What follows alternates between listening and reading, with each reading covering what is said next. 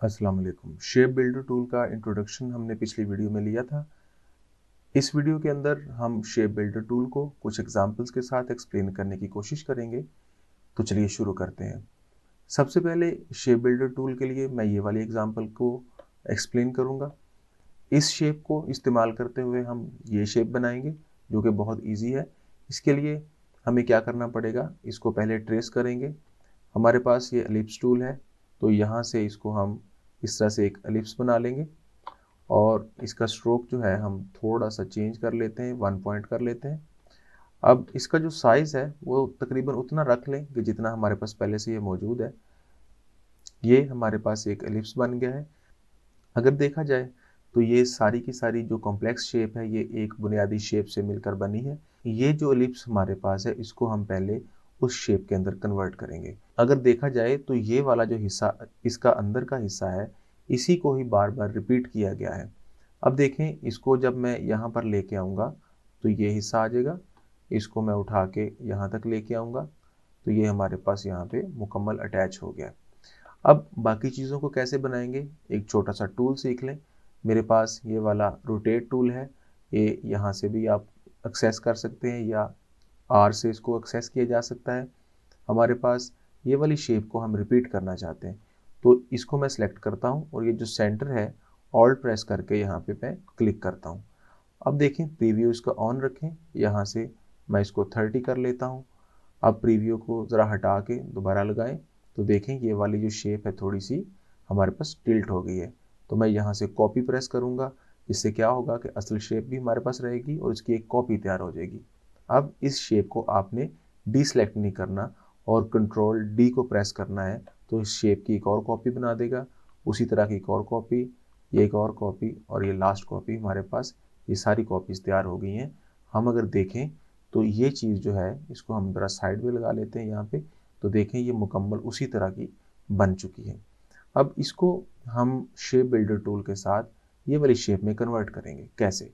ये हमारे पास shape builder tool है, शिफ्ट एम से 20 को आप सेलेक्ट कर सकते हैं।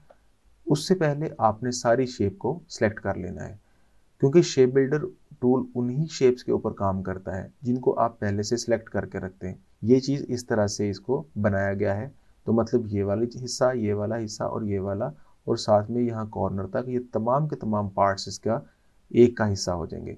तो इसको हम यूँ इस तरह से ड्रैग करेंगे तो ये एक हिस्सा इसका प्रिपेयर हो गया। अब ऐसे ही हम इसको बाकी जो पार्ट्स हैं उनको भी हम रेडी कर लेते हैं।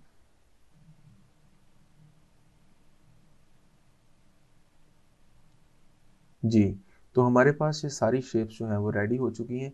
अब अगर देखा जाए तो ये एक ही शेप का हिस्सा, सारी छोटी-छोटी शेप्स जो हैं वो बन चुकी हैं। अब अगर इसमें कलर करना चाहते हैं तो वही शेप बिल्डर टूल को आप दोबारा यूज़ कर सकते हैं। हमारे पास ये कलर्स कुछ यहाँ पे मैंने सेलेक्ट किए थे, यहाँ से भी किया जा सकता है लेकिन हम इसी में से निकाल लेते हैं। इसको पहले सेलेक्ट कर लें और चाहें तो आप इसका अलग-अलग पीस जो है उसको सेलेक्ट करके इसमें कलर करते जाएँ। हमारे पास ये वाला पीस इसका एक है, तो मैं यहाँ से आई ड्रॉपर टूल लूँगा और ये वाले पे क्लिक कर दूँगा, तो ये देखिए हमारा कलर फिल हो गया।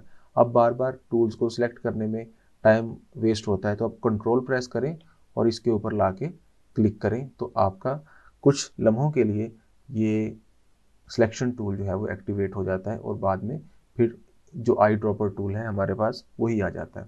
तो अब इसको हम सेलेक्ट करते हैं। अब इसी तरह से मैं बाकी जो शेप्स हैं उनको भी फिल कर लेता हूँ।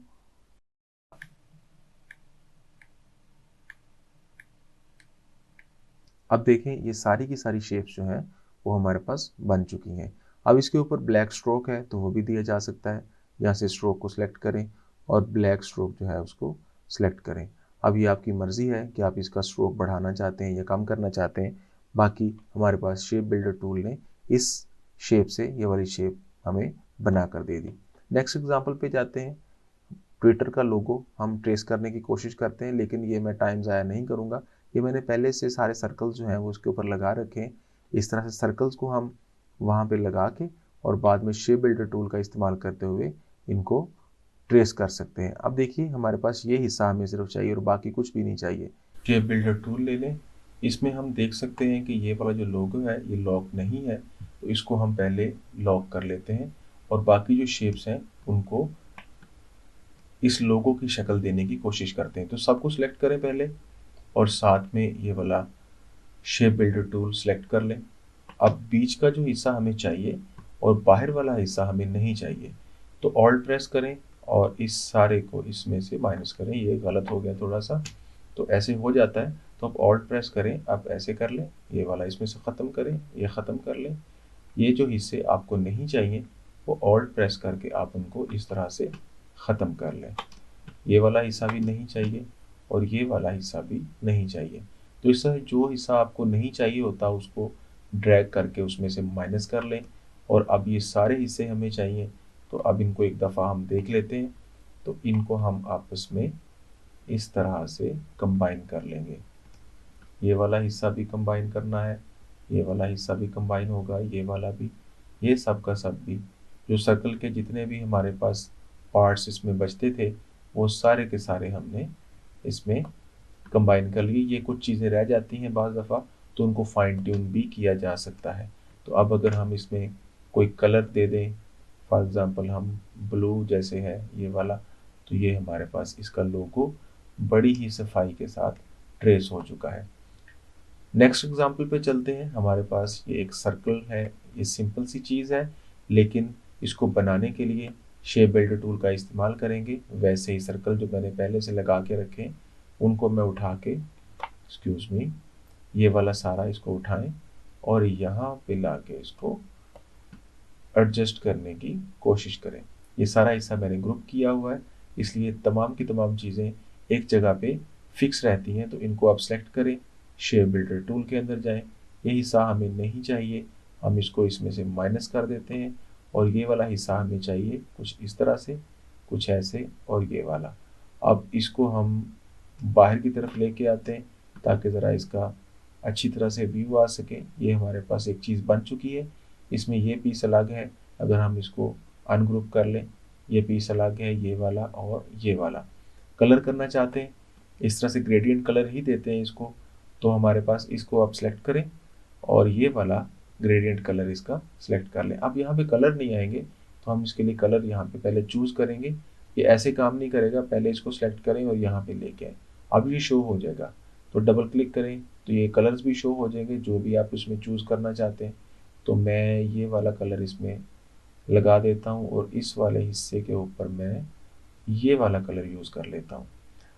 अब इन हिस्सों के ऊपर भी हम कलर लगाएंगे। अब देखिएगा कि इसको हम ज़रा सा अपने हिसाब से एडजस्ट कर लेते हैं कुछ इस तरह से। अगर हम कलर को कुछ कम ज़्यादा करना चाहते हैं तो वो भी किया जा सकता है, जैसा कि ये है। और इसको हम थोड़ा सा बढ़ा लेते हैं। अब इसको भी कलर करना चाहते हैं, सिलेक्ट करें, आई ड्रॉपर टूल लें, इसके ऊपर क्लिक करें, ये भी हमारे पास हो गया। लेकिन अब हमें यहाँ पे डार्क चाहिए था, तो ये एक ऑप्शन होता है, इसको हम जब सेलेक्ट करेंगे तो ये देखें ये इसका ग्रेडियंट का डायरेक्शन हमारे पास उलट हो जाता है।